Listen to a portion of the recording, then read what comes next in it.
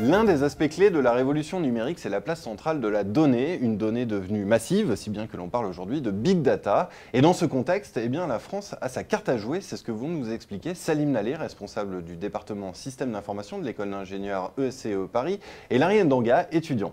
Bonjour à tous les deux. Bonjour. Alors Larry, pour commencer, quelles sont les applications concrètes du big data que l'on connaît, que l'on constate déjà aujourd'hui dans nos vies quotidiennes? Aujourd'hui, le big data est concrètement appliqué dans 4 domaines. Le premier auquel on pense tout naturellement, c'est le marketing. Le big data permet d'établir des profils de consommateurs à partir de leurs habitudes d'achat, ce qui permet aux enseignes d'anticiper les besoins et de personnaliser leurs offres. Le deuxième, c'est la sécurité des biens et des personnes.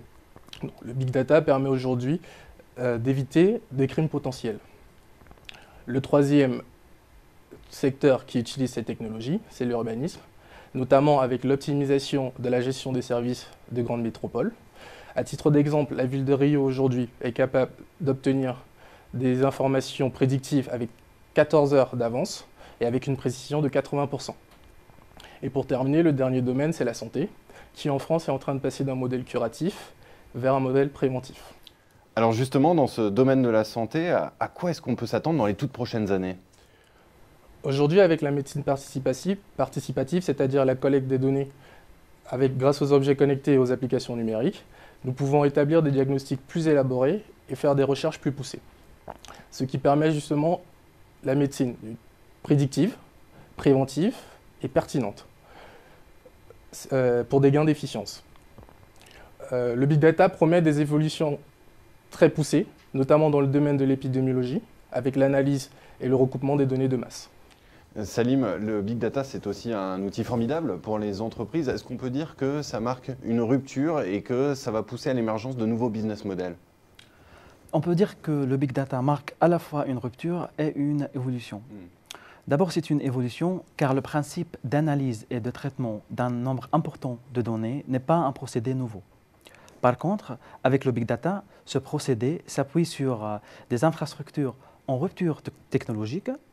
Aujourd'hui, on est capable de traiter des grands volumes de données largement supérieurs à ceux traités auparavant, à une vitesse incomparable, le tout en intégrant une grande variété de données. En plus, le big data permet de passer d'une économie de produits à une économie de services orientés utilisateurs. Alors, cela dit, la montée en puissance du big data pose un certain nombre de problèmes, qui gère les données, qui y a accès tout simplement. Est-ce qu'il faut craindre, est-ce qu'il y a une menace, un risque pour nos libertés individuelles? Et finalement, les garde-fous qui sont là aujourd'hui, vous semble-t-il suffisants? C'est vrai, il est tout à fait légitime de se demander si la vie privée des citoyens ne va pas être mise à mal. Cette crainte, par contre, peut être contournée par une action conjointe des citoyens, des entreprises et de l'État par le biais de la CNIL. Donc, les citoyens doivent s'informer et être acteurs du contrôle de leurs informations personnelles. Les entreprises doivent adopter des politiques responsables des données utilisateurs dont elles disposent. Elles doivent en fait se limiter aux données dont elles ont besoin et respecter les principes de privacy by design, c'est-à-dire que la vie privée est prioritaire par défaut et que la prévention prime sur la réparation. Enfin, les entreprises doivent s'engager sur la transparence des actions réalisées avec les données recueillies. Quant à l'État, il doit continuer, à travers la CNIL, d'être l'organisme central de contrôle et de régulation en France. Nous pensons d'ailleurs que le rôle de la CNIL et ses moyens doivent être renforcés. Alors, on a parlé de l'État, on a parlé des entreprises, mais vous qui êtes professeur, Salim, je voudrais que l'on parle du rôle de la formation, des universités, des grandes écoles. Par exemple, à l'ECE, quelles sont les actions qui ont été mises en place pour soutenir le numérique? L'ECE, depuis sa création en 1919, a toujours axé son orientation vers des secteurs des nouvelles technologies. En fait, le cœur de l'enseignement s'articule autour du numérique avec la volonté de le connecter aux enjeux sociétaux. En fait, l'ECE apporte un soutien permanent au numérique en adaptant son programme aux besoins du marché.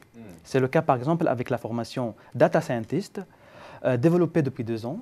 C'est un profil de plus en plus demandé dans le domaine de Big Data, qui a des connaissances en informatique, statistique et mathématiques. J'aimerais rajouter à la fin qu'à l'ECE, la question des valeurs humaines et la notion d'éthique sont constamment présentes dans les enseignements. Pour conclure, Larry, est-ce qu'on peut dire que oui, effectivement, la France peut mieux faire en matière de big data et même plus largement en matière de numérique? La France peut et doit faire mieux en matière de numérique. Sur le big data, elle dispose aujourd'hui des ressources et des talents reconnus à l'international, notamment dans l'Internet des objets et l'analyse des données. Et il n'est pas tard pour voir émerger en France une Silicon Valley. Il y a donc une véritable carte à jouer pour notre pays dans le numérique et le big data. Eh bien, merci à tous les deux pour cet éclairage. Merci. Merci beaucoup.